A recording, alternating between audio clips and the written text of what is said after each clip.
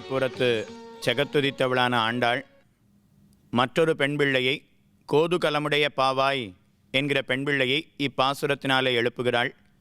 கீழ்வானம் வெள்ளன்னு எருமை சிறுவீடு மெய்வான் பரந்தனகான் இரண்டு அடையாளத்தை தெரிவிக்கிறாள். விடிந்தமைக்கு அடையாளம் சொல்லுகிறாள். கீழ்வானம் வெள்ளன்னு, கிழக்கு வெளுத்தது முதல் அடையாளம். எருமை சிறுவீடு மெய்வான் பரந்தனகான், எருமைகள்லாம் காலையில் பசுவை பாலை கறக்கிறதுக்கு முன்னாடி ஒரு 5-10 நிமிஷம் மேயணுங்கிறதுக்காக விடுவர்கள் இடையர்கள். அப்போ அது புல்ல மேயுமே, அதுக்கு சிறுவீடு அப்படின்னு பெயர். எருமை சிறுவீடு மெய்வான் பரந்தனகான். உடனே இவ கேட்குறா, சரி நான் வருகிறேன், ஆனால் எல்லாரும் வந்தாச்சா அப்படின்னு கேட்குறா. உடனே பதில் தெரிவிக்கிறா, மிக்குள்ள பிள்ளைகளும் போவான் போகின்னார், உன்னை தவிர திருவாய்ப்பாடியில் இருக்கக்கூடிய அத்தனை பேரும் வந்துவிட்டார்கள் சொன்னாலாம். போவான் போகின்னாரை போகாமல் காத்து, அப்போ நான் வர்றதுக்கு முன்னாடியே போயிட்டாளே, இது நியாயமா அப்படின்னு கேட்க, நீ வரவில்லை என்று தெரிந்தவுடனே அவள் அத்தனை பேரும் நின்று காத்துருக்கா, உனக்காக காத்து கொண்டிருக்கிறார்கள். போவான் போகின்னாரை போகாமல் காத்து உன்னை கூவுவான் வந்து நின்னோம், உன்னை அழைச்சிண்டு போகணுங்கிறதுக்காக உன் வீட்டு வாசல்லே வந்து நிற்கிறோம். கோதுகலமுடைய பாவாய். கோதுகலம் அப்படின்னா உற்சாகத்தோடு இருக்கக்கூடியவளாம். கண்ணன் இவளை விரும்புகிறானா, அதனால் இவ மனதில் எப்போதும் ஒரு குதூகலத்தோட உற்சாகத்தோடு இருக்கிறாளாம். கோதுகலமுடைய பாவாய் எழுந்திராய், பாடிப்பறை கொண்டு மாவாய் பிளந்தானை மல்லரை மாட்டிய தேவாதி தேவனை சென்று நாம் சேவித்தால். பகவானை பாட வேணும். மல்லரை மாட்டிய முஷ்டிகன் சானூரன் முதலானவர்களை கொன்ற, மாவாய் பிளந்த, மா அப்படின்னா குதிரை, குதிரை உருவத்தோடே கண்ணனை கொல்லணும்னு ஒரு அசுரன் வந்தான், அவனுக்கு கேசி அப்படின்னு பெயர். அதனால் கேசியை கொன்றளித்தவன் முஷ்டிகன், சானூரன், சலன், தோச்சலன் முதலான மல்லர்களை கொன்றவன் அவன் பகவான். தேவாதி தேவன், தேவர்கள் அனைவருக்கும் தலைவனாக இருக்கக்கூடியவன். மனுஷருக்கு தேவர் போல தேவர்க்கும் தேவாவோ என ஆழ்வார் அருளி செய்கிறார். அப்படிப்பட்ட தேவாதி தேவனை சென்று நாம் சேவித்தால், நாம அவனை போய் சேவிக்கிறோமே, அவன் என்ன நினச்சிட்டு இருக்கான், இவர்களை தேடி நான் வரணும்னு நினச்சேன், ஆனால் என்னை தேடி இவன் வந்திருக்கிறானே, சென்று நாம் சேவித்தால் ஆவாவென்று ஆராய்ந்து, ஹா ஹா என்ன பக்தி என்ன பக்தி என்று அவன் பார்ப்பனாம். அவன் நம்மை அருளுவன். அதனால் எங்கள் கோஷ்டியிலே வந்து சேருவாய் என்று அழைக்கிறாள். அதில் தெரிவிக்கிறாள், போவான் போகின்னாரை போகாமல் காத்து அப்படின்னு தெரிவிக்கிறார். போவான் போகின்னாரை போகாமல் காத்துன்னா, நீ வந்தாதான் நாங்கள் கண்ணனோடு சேர வேணும், கண்ணனிடத்திலே செல்லுவோம். நீ இல்லாமல் பகவானிடத்திலே செல்லுவதுங்கிறது கிடையாது. அடியார்களை முன்னிட்டு கொண்டே பகவானிடத்திலே செல்ல வேணுமா.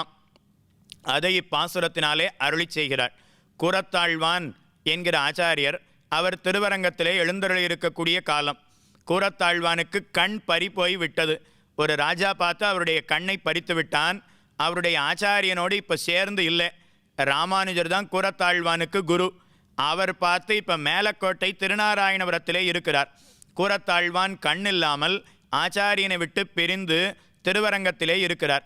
இப்போ கண்ணை பறித்தானே, அந்த ராஜா திருவரங்கத்தில் தன்னுடைய காவலாட்களை நிறுத்தி வைத்து, ராமானுஜருடைய சீடர்கள் யாரும் உள்ளே நுழையக்கூடாது அப்படின்னு அவன் ஆணை பிறப்பித்து வைத்திருக்கிறான். கூரத்தாழ்வான் ஒரு நாள் ரங்கநாதனை சேவிக்கணுங்கிறதுக்காக போனார். காவலாளிகள் தடுத்தார்கள். ஒருத்தர் சொல்கிறார், இவர் ராமானுஜருடைய சீடர், அதனால் உள்ளே போகக்கூடாது சொன்னார். மற்றொருத்தர் பார்த்து, இல்லை இல்லை, இவருக்கு ஆத்ம குணங்கள் நிறைய இருக்குது, இவர் ரொம்ப நல்லவர், குணபூர்த்தி உடையவர், அதனால் இவர் போகலாம் அப்படின்னு சொன்னார். கூரத்தாழ்வான் பார்த்து யோசிக்கிறார், இப்போ என்ன செய்யறது, நான் உள்ளே போனால் ராமானுஜருடைய சிஷ்யன் இல்லை அப்படின்னு ஆயிடும், ஆனால் எனக்கு ரங்கநாதனுடைய சேவை கிடைச்சிடும். அதே சமயத்தில் ரங்கநாதனுடைய சேவை வேண்டாம்னு கோவிலில் இருந்து வெளியில் போனால் எனக்கு பகவானுடைய அரங்கனுடைய சேவை கிடைக்காது. ஆனால் ராமானுஜருடைய சிஷ்யன் அப்படிங்கிற எண்ணம் நம்மிடத்திலே இருக்கும். எது முக்கியம்? கூரத்தாழ்வான் யோசிச்சார், எனக்கு ஆச்சாரிய சம்பந்தமே முக்கியம். என்னிடத்துல இருக்கக்கூடிய ஆத்ம குணங்கள் அனைத்தும் குருவுக்கும் சீடனுக்கும் இருக்கக்கூடிய சம்பந்தத்தை வளர்ப்பதற்காக என்று நினைத்தேன். ஆனால் அந்த சம்பந்தத்தை குலைப்பதற்காக அப்படின்னு இன்னைக்கு தான் தெரிஞ்சுட்டேன். அதனால் உள்ளே செல்வது நுழைவது எனக்கு தேவையில்லை. ரங்கநாதன் சேவையை இழந்தாலும் சரி, ராமானுஜருடைய சிஷ்யன் என்பதே எனக்கு பெருமை என்று அரங்கனுடைய கோவிலுக்குள் நுழையாமல் கூரத்தாழ்வான் சென்று விட்டாராம். அதனால் அடியார்களை முன்னிட்டு கொண்டே பகவானை நாமும் சேவிக்க வேணும். இதே கூரத்தாழ்வான் அவர் திருவரங்கத்தில் இருந்து அவர் திருமாலிருஞ்சோலை அப்படிங்கிற இடத்துல எழுந்தருளி இருந்தார். திருமாலிருஞ்சோலை அழகன் எம்பெருமான் விஷயமாக கூரத்தாழ்வான் ஒரு ஸ்தவத்தை, ஒரு ஸ்தோத்திர கிரந்தத்தை, துதி நூலை அருளி செய்தார். அதற்கு சுந்தரபாகுஸ்தவம் அப்படின்னு பெயர். 134 ஸ்லோகங்களோட கூடியிருக்கக்கூடியது. 130 ஸ்லோகத்தினால சுந்தரபாகுவான சுந்தர தோளுடையானான திருமாலிருஞ்சோலை அழகனை போற்றினார் கூரத்தாழ்வான். அழகனுக்கு சந்தோஷம் ஏற்பட்டு ஆழ்வானை பார்த்து, ஆழ்வான் உமக்கு என்ன வேணும், என்ன வேணுமோ கேளும், நாம் தருகிறோம் அப்படின்னு சுந்தர தோளுடையான் அழகன் பேசுகிறான். கூரத்தாழ்வான் என்ன கேட்டிருக்கணும், எனக்கு வைகுந்தம் கொடு அப்படின்னு கேட்டிருக்கலாம். அப்படி கேட்கல. இல்லைன்னா அவருக்கு கண்ணு போயிடுத்து, அப்போ எனக்கு கண்ணை கொடு அப்படின்னு கேட்டிருக்கலாம். ஆனால் அது எதையுமே கேட்கல. இல்லைன்னா என்ன கேட்டிருக்கலாம்னா, உன்னோடு கூட எப்போதும் இருக்கணும் அதையாவது கேட்டிருக்கணும். பகவானே அழகனே உன்னோடு கூட இருக்க வேணும் அப்படின்னாவது கேட்டிருக்கணும். ஆனால் அதையும் கேட்காம அன்றைக்கு ராமானுஜரோடு நாம் இருந்தோமே அதே காலத்தை திரும்ப தந்தருள வேணும். ஸ்ரீரங்கதாமனி யதாபுரம் ஏகதோகம் ராமானுஜாரிய வசகா பரிவர்த்திஷீய என்று பிரார்த்திக்கிறார்.